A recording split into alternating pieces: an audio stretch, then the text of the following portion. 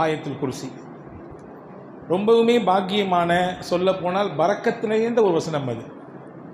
பெருமானார் ஸல்லல்லாஹு அலைஹி வஸல்லம் இதனுடைய பலனை பற்றி நிறைய சொன்னார்கள். 2 செய்தியை மட்டும் சொல்கிறேன். அதற்கடுத்து அதில் உள்ளே இருக்கக்கூடிய ஒரு ரகசியம் சொல்வேன். கடைசியில் நான் மறந்துட்டால் நீங்கள் என்கிட்ட கேட்கணும், ஆயத்துல் குர்சியின் ரகசியம் என்ன என்று.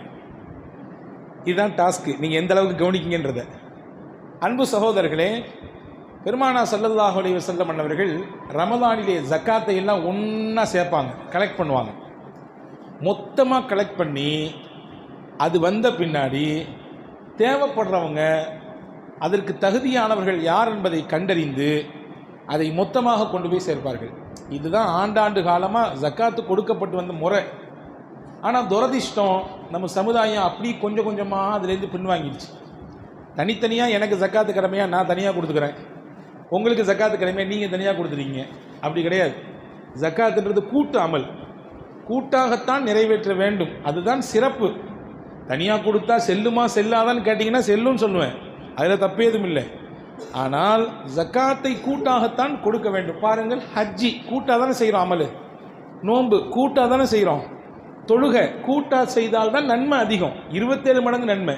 தனியாக தொழுதாலும் கூடும், ஆனால் பள்ளிவாசலில் வந்து ஜமாத்தால் தொழுதிங்கன்னா 27 மடங்கு நன்மை கிடைக்கும். அதே மாதிரி தான் ஜக்காத்து என்பதும் கூட்டாக செய்வது தான் சிறப்பு. ரசூல் ஸல்லல்லாஹு அலைஹி வஸல்லம் ஜக்காத்தினுடைய பொருளை எல்லாம் கலெக்ட் பண்ணி மஸ்ஜித் நபியில் வச்சுருந்தாங்க. ராத்திரி நேரம் 4 நபர்கள் வந்து போகக்கூடிய இடம் என்பதினாலே ஒருவருக்கு பொறுப்பு போட்டு இங்கே கவனிச்சுக்கணும். நாங்கள் அந்த பொறுப்பு நியமிக்கப்பட்டவர் சையதுனா அபூ ஹுரைரா ரலியல்லாஹு அன்ஹு. ரொம்ப பிரபலமான சஹாபி இவங்க கண் முழிச்சு பார்த்துட்டு இருக்காங்க. யாருடைய, ஏன்னா பைத்துல் மாலுடைய பொருளாச்சே, பொது சொத்து, யாரும் கை வைத்து விடக்கூடாது. எல்லாருமே நாளைக்கு அல்லாஹ்ட்ட பதில் சொல்ல வேண்டிய நிலை ஏற்பட்டு போயிடும். எனவே தான் எதிலே கவனமாக இருக்கிறோமோ இல்லையோ, பொது விஷயத்தில் ரொம்ப கவனமாக இருக்க வேண்டும். தொலைந்த பொருள் 1 ரூபாயாக இருந்தாலும் எல்லாருமே குற்றவாளி. நாம் எல்லாரும் அல்லாஹ்விடத்திலே பதில் சொல்லியாக வேண்டும். எனவே தான் அந்த பொறுப்பை உணர்ந்து நம்மிலே இன்னைக்கும் பலர் அதை மிகுந்த இறுக்கமாக அதை பின்பற்றுவதை பார்க்கிறோம், இல்லையா? ஸல்லல்லாஹு அலைஹி வஸல்லம் அபூ ஹுரைரா ரலியல்லாஹு நியமிச்சிருந்தாங்க. அபூ ஹுரைரா ரலியல்லாஹு அவர்கள் ராத்திரி எல்லாம் கண் விழித்து அதை பாதுகாத்துட்டு இருக்காங்க. திடீர்னு ராத்திரி ஒருத்தன் வந்து மூட்டையில் அந்த சாக்கு பையில் அந்த பொருளை எல்லாத்தையும் அள்ளி போட்டுக்கிட்டு இருக்கிறான். பிடிச்சிட்டாங்க போய். யார் நீ, எங்கேருந்து வந்த? அவன் சொன்னான், நான் ரொம்ப ஏழை, கஷ்டப்படுறேன், குடும்பத்தில் சாப்பாடு இல்லை, கஞ்சி இல்லை, கொஞ்சோண்டு எடுத்துகிட்டு போனால் என் புள்ள குட்டி எல்லாத்துக்கும் நான் கொடுத்து கொஞ்சம் பசி ஆற்றுவேன். விட முடியாது, நாளை காலையில் உன்னையை பிடிச்சி முகமது நபிகிட்ட கொண்டு போய் நிப்பாட்டாமல் நான் விட மாட்டேன். வந்தவன் அந்த சொன்ன அந்த மனிதன், மன்னிச்சிடுங்க, நாளைக்கு நான் வரமாட்டேன், நான் புள்ள குட்டிக்காரன், விட்டுருங்கன்னு சொல்லி தப்பிச்சு போயிட்டான். இரக்கத்தை ஏற்படுத்திட்டு போயிட்டான். மறுநாள் ரசூலுல்லாஹி ஸல்லல்லாஹு அலைஹி வஸல்லம் காலைலே ஹஸரத் அபூ ஹுரைரா சந்தித்தார்கள். சந்திக்கும் பொழுது ரசூலுல்லாஹ்வுக்கு இந்த செய்தியே தெரியாது. ஆனால் கேட்டாங்க, நபி நைட்டு வந்தானே அந்த ஆள் என்ன சொன்னான்னு கேட்டாங்க. ஹஸரத் அபூ ஹுரைரா ஆச்சரியமாக பார்க்காங்க. யா ரசூலுல்லாஹ், வந்தது எனக்கும் அவனுக்கும் தான் தெரியும், உங்களுக்கு அல்லாஹ் சொன்னான். என்ன சொன்னான்? இந்த மாதிரி புள்ள குட்டிக்காரன் சொன்னாங்க. சிரிச்சுக்கிட்டே சொன்னாங்க, போங்க இன்னைக்கும் வருவாங்க அப்படின்னாங்க. அவங்க போனாங்க. அதே மாதிரி ராத்திரி மறுபடியும் வந்தான். மறுபடியும் பிடிச்சாங்க. விடவே மாட்டேன், நபி சொல்லிட்டாங்க முன்னாடியே. இல்லை, மறுபடியும் நான் புள்ள குட்டிக்காரன். பசி, பல நேரங்களிலே பசியும் பட்டினியும் வறுமையும் தான் மனிதனை தவறின் பக்கம் தள்ளுகிறது, இல்லையா? காதல் ஃபக்ரு ஐயக்கூன குஃப்ரா, பெருமானார் ஸல்லல்லாஹு அலைஹி வஸல்லம் சொன்னாங்க. ஏழ்மை இருக்கிறதே ஒரு மனிதனை இறை நிராகரிப்பில் கூட தள்ளிவிடும். எனவே தான் ரொம்ப ஏழ்மை ஆபத்தானது. அந்த மாதிரியான நிலை இருக்கக்கூடியவங்களை ரொம்ப கவனிக்கணும். அவங்களுக்கான உதவி ஒத்தாசைகளை கூடுதலாக செய்ய வேண்டும். அப்போ அவன் சொன்னான், நான் புள்ள குட்டிக்காரன், என்னை இப்போ விட்டுருங்க, நான் நாளைக்கு வரவே மாட்டேன்னு சொன்னான். அதே மாதிரி இறக்கப்பட்டு விட்டாங்க. மறுபடியும் காலில் கேட்டாங்க, வந்தானா நேற்று மேப்படியா? ஆமாம் வந்தான். என்ன சொன்னான்? வரவே மாட்டான்னு சொன்னான். இன்றைக்கும் வருவான், போயிட்டு வாங்கன்னாங்க. 3வது நாளும் வந்தான். இப்பொழுது பிடித்த அபூ ஹுரைரா ரலியல்லாஹு அன்ஹு, விடவே மாட்டேன் என்ன சொன்னாலும் என்று சொல்ல நேரத்திலே வந்தவர் சொன்னார், நான் உனக்கு ஒன்று சொல்லித் தரட்டுமா? நான் அதை சொன்னால் உனக்கு ரொம்ப பெரிய பலன் கிடைக்கும். என்னவெல்லாம் கிடைக்கும் பலன்? நீ அதை படித்தால், நான் சொல்லித்தரக்கூடிய விஷயத்தை நீ படித்தால் அல்லாஹ்வின் புறத்திலிருந்து உனக்கு ஒரு ப்ரொடெக்ஷன் கிடைக்கும், பாதுகாப்பு கிடைக்கும். 1. 2வது, உன் பக்கத்தில் ஷைத்தான் வரவே முடியாது. 2. இது 2ம் அந்த பவர்ஃபுல்லான வார்த்தையில் இருக்குன்னு சொல்லி கொடுத்துட்டு, நீ ராத்திரி தூங்கும் பொழுது ஆயத்துல் குர்சியை ஓதிட்டு படு. ராத்திரியானா அதை ஓதிக்கோ, இறைவன் இந்த ரெண்டு பாதுகாப்பையும் தருவான். தன்னிடத்திலிருந்து ஒரு பாதுகாப்பு, ஷைத்தானின் பக்கமே உன் பக்கம் வர முடியாத அளவிற்கு உண்டான பாதுகாப்பு சொல்லிட்டு தப்பிச்சு ஓடி போயிட்டான். மறுநாள் காலையில் அபூ ஹுரைரா ரலியல்லாஹு அன்ஹு ரசூலுல்லாஹ் கேட்டாங்க, வந்தானா?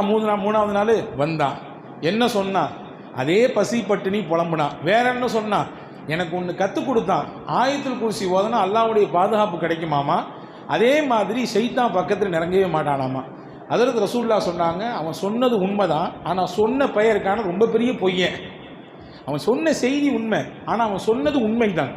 அவன் சொன்னது உண்மை, ஆனால் சொன்னவன் பெரும் பொய்யன் என்று சொல்லிவிட்டு பெருமானார் சொன்னார்கள், வந்தவன் யார் தெரியுமா? லாக்க ஷைத்தான், அவன்தான் ஷைத்தான் என்றார்கள் பெருமானார் ஸல்லல்லாஹு அலைஹி வஸல்லம். இந்த ஹதீஸ் புகாரி ஷரீஃபிலே பதிவாக இருக்கிறது. எனவே ஒவ்வொரு நாளும் இரவிலே நாம் ஆயத்துல் குர்சியை ஓதிக்கொள்ள வேண்டும். ஒன்று. ரெண்டாவது செய்தி என்ன அப்படின்னா, ஒவ்வொரு நாளும் நாம் தொழுகையை முடித்ததற்கு பிறகு, ஃபரலான 5 நேர தொழுகையை முடித்ததற்கு பிறகு, நீங்கள் திக்ரு செய்கிறீங்களோ செய்யலையோ, நீங்கள் தஸ்பீ ஓதுறீங்களோ ஓதலையோ, ஸலவாத்தை சொல்கிறீங்களோ சொல்லலையோ, இதை நீங்கள் கண்டிப்பாக சொல்லணும். இனிமேல் இன்ஷா அல்லாஹ் செய்யலாமா? ஒவ்வொரு நாளும் ஃபரலான தொழுகைக்கு பிறகு ஆயத்துல் குர்சி ஒரு தடவை ஓதிவிட வேண்டும். வேகமாக இமாம் துவா ஓதுனதுக்கு பிறகோ அல்லது ஓதியதற்கு முன்போ எப்படியோ நீங்கள் ஆயத்துல் குர்சி ஓதணும். ஓதுனா என்ன கிடைக்கும்? நசாயி ஷரீஃபிலே ஒரு ஹதீஸ் வந்திருக்கிறது. பெருமானார் ஸல்லல்லாஹு அலைஹி வஸல்லம் சொன்னார்கள், அபூ உமாமா ரலியல்லாஹு அன்ஹு அறிவிக்கிறாங்க, மன் கரஅ ஆயத்துல் குர்சி துபர குல்லி ஸலா மக்தூபா லம் யம்னஉஹு மின் துஹூலில் ஜன்னதி இல்லா அய்யமுத். யார் ஒருவர் ஒவ்வொரு நாளும் ஃபரலான தொழுகைக்கு பிறகு ஆயத்துல் குர்சியை ஓதி வருகிறாரோ அவருக்கும் சொர்க்கத்துக்கும் இடையிலே மவுத் ஒன்று மட்டும்தான் இருக்கிறது. மரணம் என்பது ஏற்பட்டு போனால் மரணம் தான் தடையாக இருக்குது அவர் சொர்க்கத்துக்கு போகிறதுக்கு. இப்போ மரணம் எப்போ வந்துடுச்சோ அந்த மரணம் என்ற தடை அகன்று போயிடும், நேராக டைரக்டாக சொர்க்கத்துக்கு போயிடுவார் என்றார்கள் பெருமானார் ஸல்லல்லாஹு அலைஹி வஸல்லம்.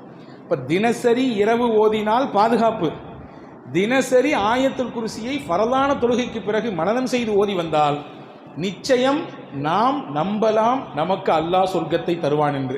ஆனால் இதை ஓதுறது கொஞ்சம் சிரமம். ஏன்னா பொதுவாகவே நம்ம ஒரு விஷயத்தை கண்டினியூவாக பண்ண மாட்டோம். பொதுவாக நம்மிடத்தில் இருக்கக்கூடிய ஒரு பலவீனம் அது, எல்லாருக்கும் இல்லை, ஒரு சில நபர்களுக்கு. ஒரு சில நபர்கள் அல்லாஹு தஆலா மாஷா அல்லாஹ் அவர்கள் கண்டினியூவாக செய்யக்கூடிய வழக்கம் இருக்கும். ஆனால் சிலர் அதை இழுத்து பிடித்து கொண்டு வருவது ரொம்ப பெரிய சிரமமானது. ஏன்னா ரசூல் ஸல்லல்லாஹு அலைஹி வஸல்லம் சொன்னாங்க, சின்ன அமலாக இருந்தாலும் கண்டினியூவாக செய்கிறது இருக்குது, அது ரொம்ப பெரிய பலன் தான். இதை யார் தொடர்ச்சியாக பின்பற்றுகிறாரோ நிச்சயமாக அல்லாஹ் இந்த பாக்கியத்தை தருவான். இது 2. ஆயத்துல் குர்சியை பற்றி 2 செய்தி. அடுத்து ஆயத்துல் குர்சிக்குள்ளே என்ன இருக்கிறது, இவ்வளவு பெரிய சிறப்பான விஷயத்தை தருவதற்கு என்ன இருக்கிறது என்றால் ரொம்ப முக்கியமான 2 வார்த்தைகள் இருக்கிறது. ரொம்ப முக்கியமான வார்த்தை 2 இருக்கிறது. இன்னைக்கு நம்ம எல்லாருமே ஆசைப்படுறோம், துவா செஞ்சால் என் துவா கபூல் ஆயிடணும். யா அல்லாஹ் நான் படிச்சுட்டேன், யா ரப்பே நல்லா படிக்க வேண்டிய விஷயங்களை படிச்சுட்டேன், எனக்கான வேலை வாய்ப்பை நான் தேடிட்டு இருக்கேன், நான் இந்த நிலையில போய் உட்காரணும்னு ஆசைப்படுறேன், எனவே அந்த வேலை வாய்ப்பை கொடுன்னு நம்ம துவா செய்கிறோம். யாரெல்லாம் பிள்ளையை பெற்றேன் வளர்த்தேன், அதை நல்லபடியாக ஒழுக்கமாக கற்பித்து வச்சுருக்கேன், நல்ல வரன் வந்து சேரணும், மாப்பிள்ளையும் நல்லா இருக்கணும், வந்து சேரக்கூடிய பொண்ணும் நல்லா இருக்கணும், யாரெல்லாம் அப்படியான வரணத்தை கொண்டு வந்து சேரு. யாரெல்லாம் என் உழைப்பை போட்டிருக்கிறேன், என்னுடைய வருமானத்தை ஈட்டுவதற்காக வேண்டி முதலையும் போட்டிருக்கிறேன், நீ லாபத்தை தருவது நீனாக இருக்கிறாய், யா அல்லாஹ் என்னுடைய வியாபாரத்தில் லாபத்தை கொடு.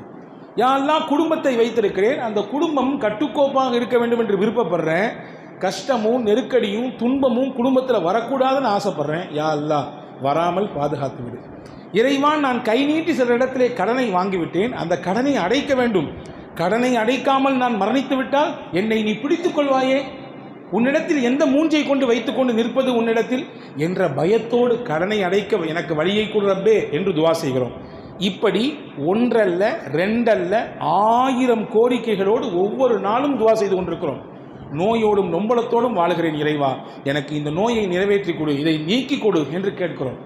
இந்த பிரார்த்தனைகள் எல்லாம் அங்கீகரிக்கப்பட வேண்டும் என்ற ஆசையும் நமக்கு இருக்கிறது. யாருக்காவது ஆசை இல்லாமல் இருக்கா? நம்ம கேட்குற துவாவெல்லாம் கண்டிப்பாக அல்லாஹ் ஏற்றுக்கணும், ஆசை இருக்கா இல்லையா? அதன் ரகசியம்தான் இதுக்குள்ளே 2 வார்த்தை இருக்கிறது. என்ன வார்த்தை அது? அல்லாஹு லா இலாஹ இல்லா ஹுவல் ஹய்யுல் கய்யூம், அல் ஹய்யு அல் கய்யூம், இந்த 2 தான் அந்த வார்த்தை.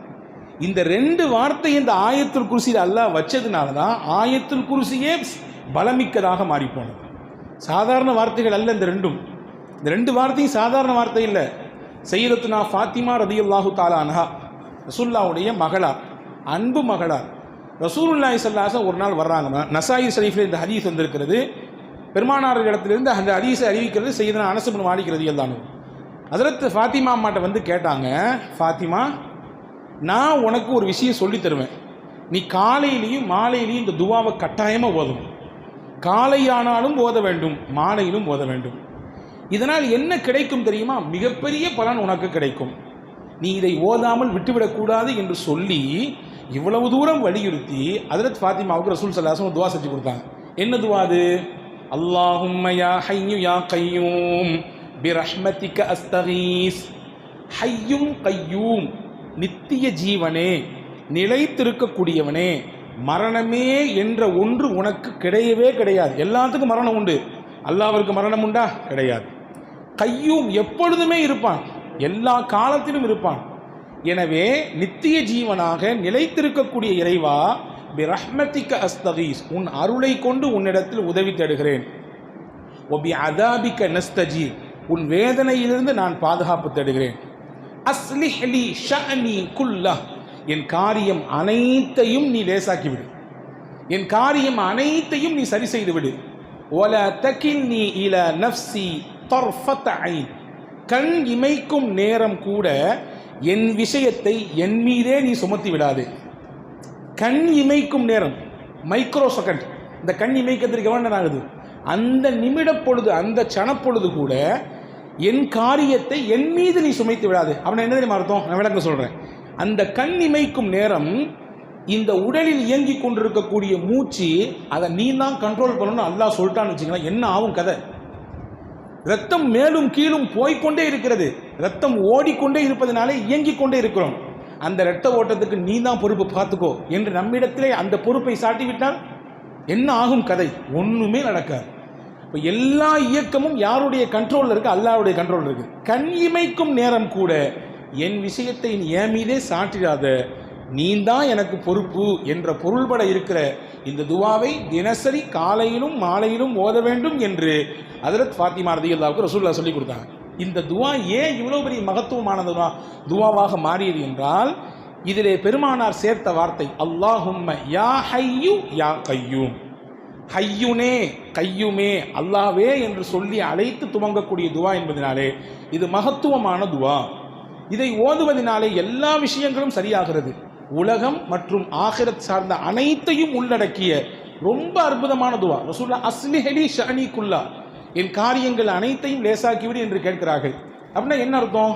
நம்முடைய வீடு, நம்முடைய குடும்பம், நம்முடைய அண்டை வீடு, நம்முடைய நண்பர்கள், நாம் செய்யக்கூடிய வேலைகள், நாம் செய்யக்கூடிய அமால்கள், நல்ல அமல்கள், அதே போன்று நம்முடைய கல்வி, நம்முடைய உயர்வு, நம்முடைய உள்ளம், நம்முடைய மனைவி, நம்முடைய பிள்ளைகள், நம்முடைய வியாபாரம் எல்லாம் இதில் அடக்கம். எல்லாத்தையும் எனக்கு சரி செஞ்சு கொடு. நீ சரி செஞ்சாதான் அது எல்லாம் சரி செஞ்ச மாதிரி இருக்கும். வேற யாரு கை வச்சாலும் அப்படி சரி செய்ய முடியாது. எனவே அப்படி சரி செஞ்சு கொடு என்று பெருமானார் ஸல்லல்லாஹு அலைஹி வஸல்லம் சையதத்துனா ஃபாத்திமா ரலியல்லாஹு தஆலா அவர்களுக்கு கற்றுக் கொடுத்தார்கள். எனவே அப்படிப்பட்ட ஒரு அற்புதமான வார்த்தையை தாங்கி நிற்கிறது இந்த துவா.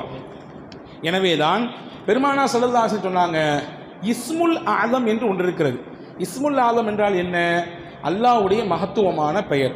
அந்த பெயரை சொல்லி ஒருவர் துவா செய்தால் அல்லாஹ் நிச்சயமாக அந்த துவாவை கபூல் செய்வான். எது அந்த இஸ்முல் ஆலம்? அல்லாஹ்வுக்கு மொத்தம் எத்தனை பேருங்க இருக்குது? அல்லாஹ்வுக்கு 99 திருநாமங்கள் இருக்கிறது இல்லையா? வலில்லாஹில் அஸ்மாஉல் ஹுஸ்னா ஃபதுஊஹு பிஹா, அல்லாஹ்விற்கு அழகிய திருநாமங்கள் இருக்கிறது, அதை சொல்லி அவனை அடையுங்கள்.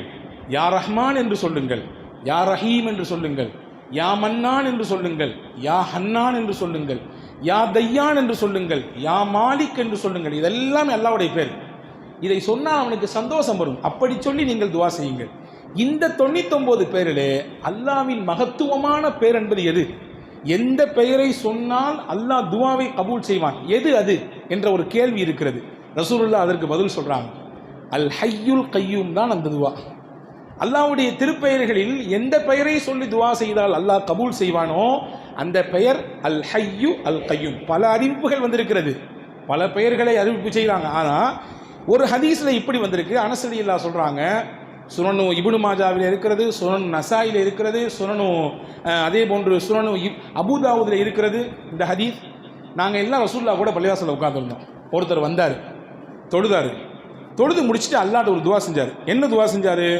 அல்லாஹும்ம இன்னி அஸ்அலுக பி அன்ன லக்கல் ஹம்த் லா இலாஹ இல்லா அன்தல் மன்னான் பதீஉஸ் ஸமாவாதி வல் அர்த் யா தல் ஜலாலி வல் இக்ராம் யா ஹய்யு யா கய்யூம். இந்த வார்த்தையில் அப்படி சொன்னார், யா அல்லாஹ், உன்னிடத்தில் கேட்குறேன், நீ யாரு? ரொம்ப பெரிய உபகாரி. நீ தான் இந்த உலகத்தை எந்த முன்னுதாரணமும் இல்லாமல் படைச்ச, எந்த முன்னுதாரணமும் கிடையாது. நீ சங்கைக்கும் மகத்துவத்திற்கும் உரியவன், நீனே நிலையானவன், நீனே நித்திய ஜீவனானவன் என்ற வார்த்தையை சொல்லி துவா செஞ்சார். ரசூலுல்லாஹ் எங்களை எல்லாம் கூப்பிட்டு சொன்னாங்க, அவர் எந்த வார்த்தையை சொல்லி துவா செய்கிறார் தெரியுமா? இஸ்முல் ஆலம் சொல்லியிருக்கிறாரு, அல்லாஹ்வுடைய மகத்துவமான பெயரை சொல்லியிருக்கிறாரு. எந்த வார்த்தையை சொல்லி அல்லாஹ்விடத்தில் துவா செய்தால் அல்லாஹ் மறுக்கவே மாட்டானோ அந்த வார்த்தையை சொல்லியிருக்கிறாரு. அதுதான் அல் ஹய்யு அல் கய்யூம் என்று பெருமானார் ஸல்லல்லாஹு அலைஹி வஸல்லம் சொன்னார்கள் என்று செய்தனா அனஸ் இப்னு மாலிக் ரலியல்லாஹு அன்ஹு சொல்றாங்க. எனவே இந்த அல் ஹய்யுல் கய்யூம் என்பது ஆயத்துல் குர்சியிலே இடம்பெற்றிருப்பதினாலே அந்த ஆயத்துல் குர்சி மகத்துவமிக்கதாக மாறுகிறது. ஹதீஸிலே வந்திருக்கிறது. செய்தனா அபூ உமாமா ரலியல்லாஹு சொன்னாங்க, அல்லாஹ்வுடைய திருப்பெயர் குறிப்பாக அந்த இஸ்முல் ஆலம் திருக்குர்ஆனிலே 3 வசனங்களிலே இடம்பெறுகிறது. எந்த வசனம்? சூரா பக்ராவிலே ஒரு ஆயத், சூரா ஆலு இம்ரானிலே ஒரு ஆயத், சூரா தாஹாவிலே ஒரு ஆயத். சூரா பக்ராவிலே என்ன ஆயத்? அதுதான் ஆயத்துல் குர்சி. சூரா ஆலு இம்ரானிலே எந்த ஆயத்? அதுதான் துவக்க வசனம். அலிஃப் லாம் மீம் அல்லாஹு லா இலாஹ இல்லா ஹுவல் ஹய்யுல் கய்யூம். இன்னைக்கு ஓதணும் பார்த்தீங்கன்னா கடைசி ரக்காத்தில் தான் ஓதப்பட்டுச்சு.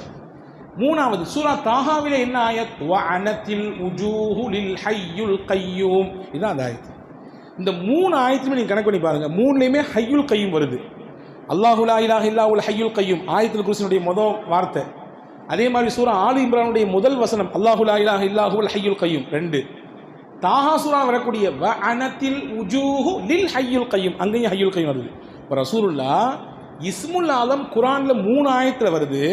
அந்த 3 ஆயத்து எந்தெந்த சூரா இருக்குன்னு சொல்லி தர்றாங்க.